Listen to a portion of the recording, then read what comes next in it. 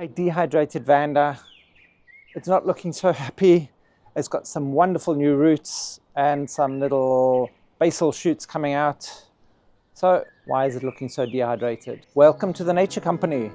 Today we're going to be looking at this Vanda to try and understand why the poor plant is looking so dehydrated. It's all wrinkly and shriveled. It's just finished flowering and it's got two beautiful little basal shoots with some amazing new root growth at the base of it. We're going to go through it, check to see whether there's any problems and how we can solve them. If this is the kind of information you're interested in, please hit that subscribe button down below if you haven't already, and that notification bell to be notified of all our upcoming content so you don't miss out on a thing. Okay, let's have a closer look, a little bit of an inspection. We can see how wrinkled these leaves are. So it's definitely dehydrating.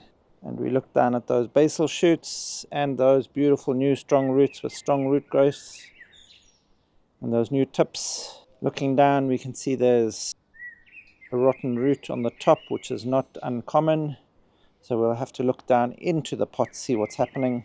But let's look through here first. Okay, peel this back a bit. We see there's some green here, so that part of the stem's still okay.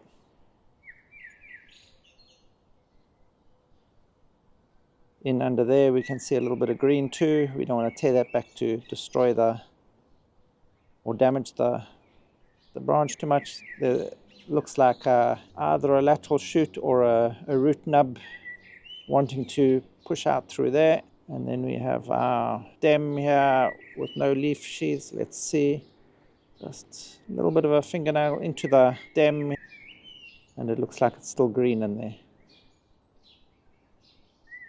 We don't want to damage that, so we just close it up. That will heal up. So that's all still green. Check a bit lower.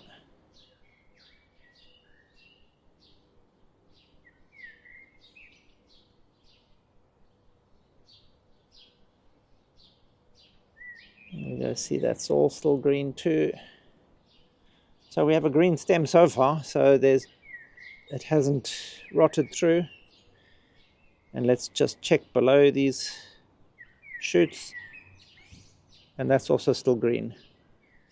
So we don't have a rotten stem, so we should be getting water all the way up through our plant, so which means there's got to be something wrong with the roots.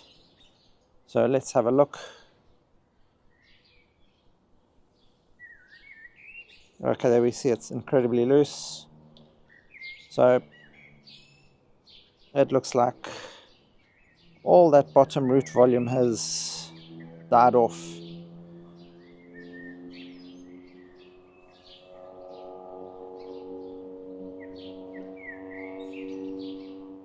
So although those roots go down, we can see this is all rotten.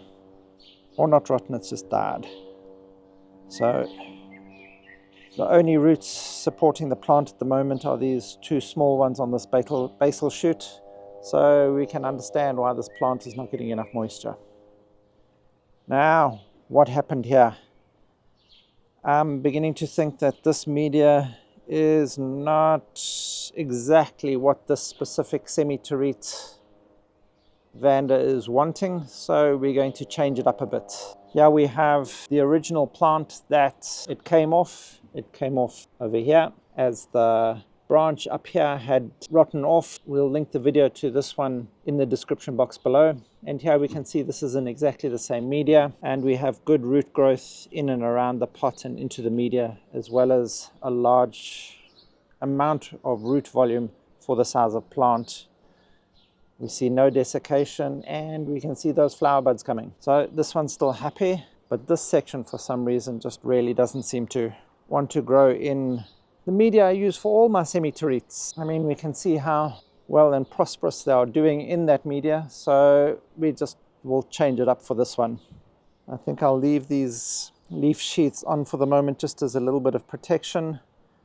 I can see that there's no insects or anything in and amongst them, so no need to remove them for treatment of insecticides or fungicides or anything. So let's have a look at how we're going to do this now.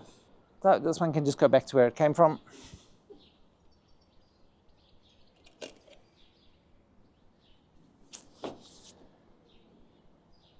And let's remove this from the pot. Take out the stay. Ooh, there we go. We can see the roots were having no effect on it whatsoever. And we can see how much root volume there had been, and for some reason it just decided it didn't want to keep going. So we'll change up the media. Let's just get those secateurs and clean that up. Always remember. So, and we can see in the center of that root is still all green or alive. So this is obviously pretty recent. Just checking that there's no rot or any suspicious activity happening around it. And yeah, even at the base, we can see another little shoot that looks like it's still green, so that could still produce another little basal shoot. I think this one is dead and gone. It's all dried up. I don't want to dig too deep to open up a wound. We'll just leave that as a sealed unit there. But here we can see another little eye that's opening up here with some green in, so that's expanding and going to produce. I'm presuming it's going to be another shoot, but it could possibly be a root coming out. We'd only be able to tell later. So, okay. Enough inspection. So I'm going to take exactly the same size pot, but this time I'm going to be using large bark and I'm going to be using broken bricks. So the broken bricks are going to be able to produce enough weight in the pot to give stability, because we can see how tall all of these semi-terete vandas can grow, and we don't want it falling over or blowing over in the wind and being top heavy. So a little bit of the brick is going to help also maintain distance in between the bark to allow for that air movement. And I'm using the bark to help maintain moisture levels. Obviously, this mix was just holding too much moisture for too long, that it just drowned those roots. One of the reasons I use this media is often because in winter, our humidity levels drop quite low. And this mixture allows for slow evaporation of the moisture out of the media, supplying it with a high humidity in the area. But obviously it's not working well for this, so we have to come up with another plan. So that's one of the reasons I'm going to be using bark, is to try and help maintain some sort of moisture level when our humidities start to drop. Also, it's going to provide good air movement, so we shouldn't get that same rotting. Nice big air gaps. That's why I'm also using the larger bark chunks as opposed to small bark. The small bark might sort of produce a similar environment as this, and also it's going to rot a little bit more quickly. So it means I'll have to replace it slightly more frequently. So we'll go with these bigger, larger chunks of bark with the brick and just keep an eye on it.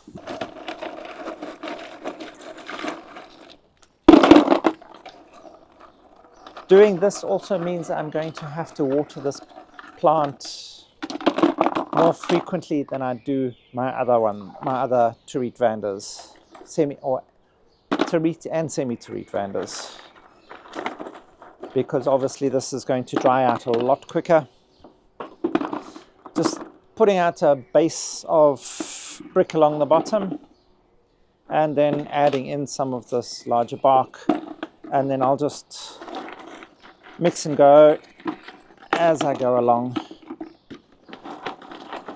I'm only experimenting with this mix, so I'm going to be watching the plant very carefully, and if it's not working I'll have to change it out at some point.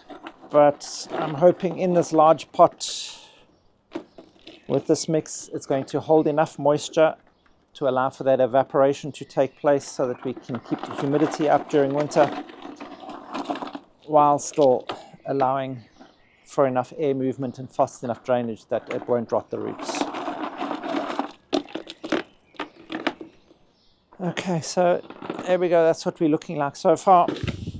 And because this is not going to be an easy to move mix, I'll place my orchid in first and then fill up around it.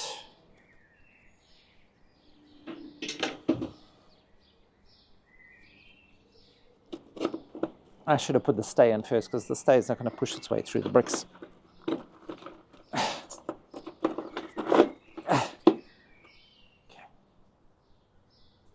And excuse all the woolly jumpers, it's probably around 22 or 23 degrees here.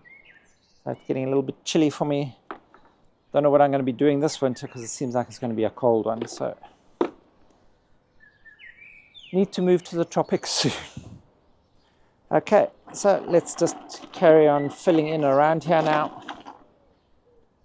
Now here we have to be careful placing these because especially with these bricks, they got quite sharp edges and I don't want to damage the stem of the plant at all. Especially these nice new roots that have formed. We don't want to cause any physical damage to them. So there we go. I just popped up around the stem with bricks and now we'll just fill in the balance with bark. Because by having the bark at the top layer there, it's going to help maintain the humidity in the mix for longer. And then what I'm going to be doing is just taking some of this white stone and putting it on top of the bark. This will also just help maintain moisture in the mix for longer. Because it's such a well aerated and fast draining mix, we just need to make sure that it's still going to maintain some of that humidity levels so that it doesn't dry this orchid out too quickly. Also there again, I'm not using small stone, I'm using quite large stones. This is still to allow for that air movement, but just to help reduce the speed at which evaporation is going to take place. Because if you start using really small stone or anything that's going to reduce your air movement too much, what's going to happen is you're just going to decompose your bark faster, and that means you're going to have to replant sooner. Also, you may land up with stale air pockets which can breed fungus and bacteria, and then you start having problems not just with the roots but your entire plant. That's basically it. You may notice I've put these roots slightly into the media already.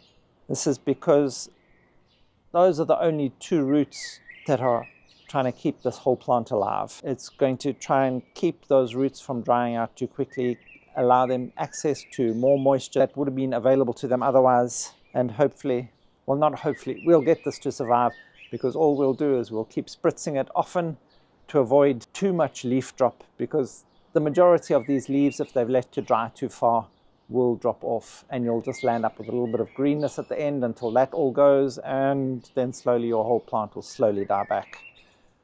We're hoping to avoid that, keeping humidity levels up, watering relatively frequently. With this mix I can do that, and leaving it up to the orchid gods. And if you are noticing something like this happening to your orchid, always remember to inspect. If you notice anything that might be suspicious, then treat either with your fungicides or your insecticides, perhaps even a little bit of hydrogen peroxide just to ensure that you get any bacteria or anything. Always remember, better be safe than sorry. So with this baby now, it's just going to be a waiting game. We'll keep you informed as to the progress of this plant. And if you need any further orchid advice, remember to go check that Buy Me a Coffee link. Ed posts up a lot of free information available there for everyone. And if any of our information has helped you with your orchid journey and would like to show appreciation, please stop by, buy us a coffee in that Buy Me a Coffee link. And while you're there, consider becoming a member and grow like a pro. And thank you for watching. If you find any of this information helpful, please hit that like button, hit that subscribe button down below, and that notification bell, bing bong, to be notified of all our upcoming content so you don't miss out on a thing. Help us grow as we help your orchids grow.